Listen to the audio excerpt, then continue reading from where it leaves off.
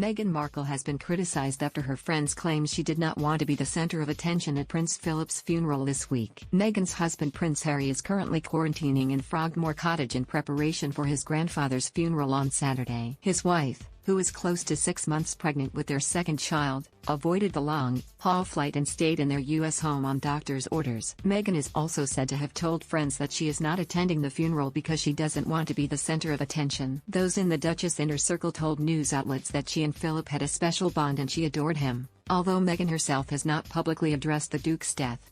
An insider also alleged, Meghan said attending or not attending Prince Philip's funeral isn't going to change her relationship with the Queen. She said the Queen understands her absence and would want her to stay safe and healthy for the baby.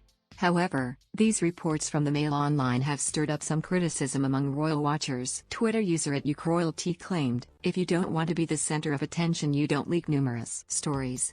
The account added that many of Philip's grandchildren had followed the family plan of keeping out of the public eye, so that this period of mourning would be focused on the Queen and Philip.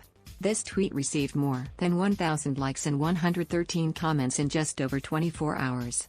Prince William and Prince Harry had actually released public tributes to their grandfather at the time of this tweet, while Princess Eugenie went on to dedicate an Instagram post to Philip on Wednesday. Harry also referenced Meghan in his public statement, when he noted, "Meghan, Archie and I, as well as your future great-granddaughter, will always hold a special place for you in our hearts."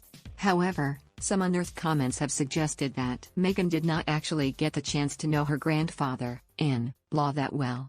Royal biographer Ingrid Seward told Us Weekly that Philip often tried to look after the newcomers who married into the royal family, including both Princess Diana and Meghan. She explained, "Because he knows what it's like to be the new boy on the block or the new girl on the block and suddenly come into this family with all their strange protocols and everything else."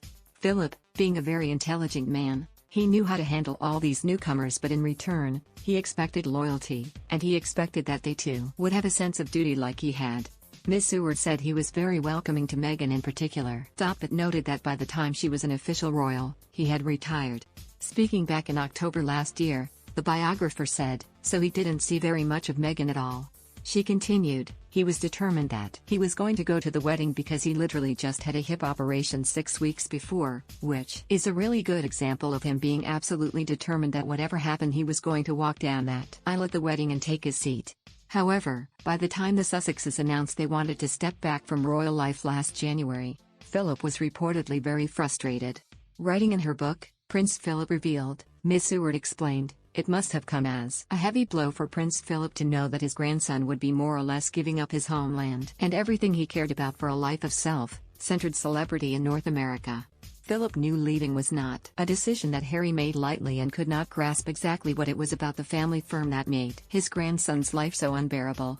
Even so, Meghan and Harry carefully ruled both Philip and the Queen out of any direct criticism during their dramatic interview with Oprah Winfrey last month. The Duchess also said she had been straight on the phone to the Queen after hearing that the Duke of Edinburgh had gone into hospital. Harry himself hinted that their relationship was still strong despite his move when speaking to his friend, the U.S. talk show host James Corden in February. He shared a funny anecdote about how his grandfather abruptly ended their video calls by closing his laptop, rather than hanging up conventionally. A source also told the Mail Online that Meghan was willing to let the Sussexes' ongoing spat with the royal family go after Philip's death. The source claimed, "Meghan said it's during these times when families should come together, put their differences aside and unite as one. She said this is what Prince Philip would want and that she's willing to forgive and move forward."